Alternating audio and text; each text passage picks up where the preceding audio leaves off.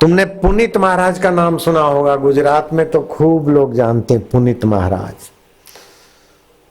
वो पीताम्बर दास जी थे और टेलीफोन बीड़ी की सेल्समैन ही करते दुकान पे।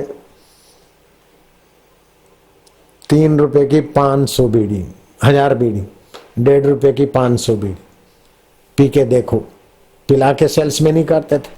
तो बीड़ी, टेलीफोन बीड़ी ज्यादा फूंकने से पीताम्बर दास को हो गया टीबी। टीबी भी तीसरी स्टेज में पहुंच गई। डॉक्टर ने बोला, सेल्समैन पीताम्बर दास, अब तुम्हारा जीना असंभव है। तुम 6 महीने के अंदर अंदर कभी भी जा सकते हो। हैं? कोई उपाय के? कोई उपाय नहीं, कोई उपाय नहीं है। के बोले नहीं।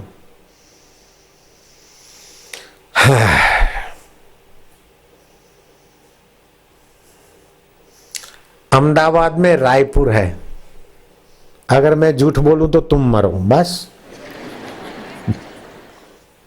रायपुर में कामनाथ महादेव है, मैं भी उसमें जाता था। तो कामनाथ महादेव के प्रांगण में कथा हो रही थी, सावन महीने की रामायण आदि की कथा। राम नाम की औषधि खरी नियत से खाए, अंग रोग व्यापे नहीं, महारोग मिट जाए, सियावर रामचंद्र की जय। जय सिया राम, जय जय सिया राम। पीताम्बर दास को लग गया कि जब मौत आने वाली है तो महारोग मिट जाए, अंग रोग व्यापे नहीं, तो करो भाई, राम राम करो। रोग मिटे तो मिटे, नहीं तो दुर्गति से तो बचेंगे। राम राम राम राम राम चालू हो गए। एक पाप दूसरे पाप को ले आता है, एक शुभ दूसरे शुभ को ले आता है। कोई ना कोई तुम्हारा शुभ था, इसलिए तुम्हारे में श्रद्धा और निखरी, और उस श्रद्धा ने तुमको महाश्रद्धा, और महाश्रद्धा ने महा परमात्मा सुख और परमात्मा साक्षात्कार इसी जन्म में हो जाए, वहां तक पहुंचा कर रख दिया। इक्ष्वाकु राजा को मनु महाराज कहते, राजन तुम उस आत्मदेव में विश्रांति पाओ। आत्मवेता जिस ईंट पर पैर रखता वो ईंट पूजने योग्य हो जाती। उसकी दृष्टि से जो तन्मात्राएं बरसती है तो सामने वाले के पाप ताप शोक रोग हर लेती। तो पीताम्बर दास के हृदय में सत्संग सुनने की श्रद्धा हुई और संत की दृष्टि और संत की वाणी कानों से पड़ी। 100 रुपए, 100-150 तो उस समय बहुत बड़ा होता था। 100-150 रुपया सेल्समैन को मिलता था। मैं समझदार बच्चों में था तब की बात है। एक होलसेलर अनाज मंडी के तेजूमल को पूछा कि काका तुम्हारी पगार कितनी है? बोले 100 रुपया मिलता है।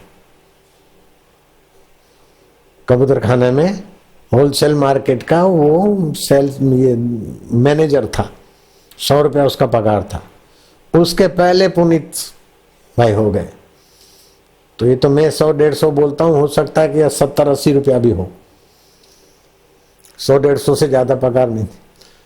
वो नौकरी छोड़ दी और कामनाथ महादेव के दर्शन किए, नौकरी छोड़ दी, राम राम करे और मोटी कोरल में आ गए। बड़ौदा से जाते हैं गाड़ी, मियाँ गांव से भी जाती है गाड़ी मोटी कोरल, हम भी वहां रहे थे। और राम राम करते करते 6 महीने बीत गए। कि 6 महीने तो हो गए, 6 महीने के अंदर मरने वाले थे। चलो चेकअप कराए तो बोले टीबी है ही नहीं। तो जिस भगवान ने राम नाम की औषधि से खरी, राम नाम की औषधि खरी नियत से खाए, अंग रोग व्यापे नहीं, शरीर के रोग गहरे उतरेंगे नहीं और महारोग मिट जाए।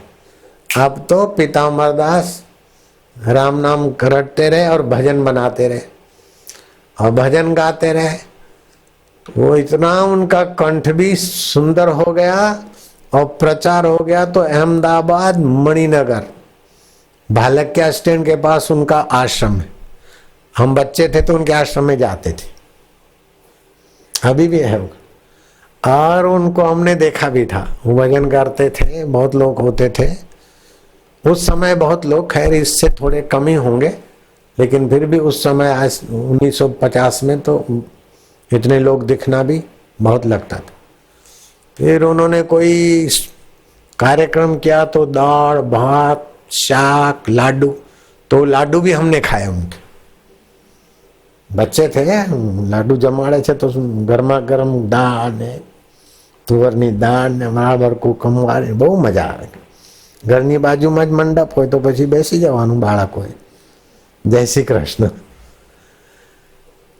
तो ये उनके पुस्तक से तो ये कहानी अभी मिली, लेकिन हमने तो उनको देखा था अपने आंखों से, और उनके भंडारे में हमने दाल भात रोटी साग खाया 2-4 बार।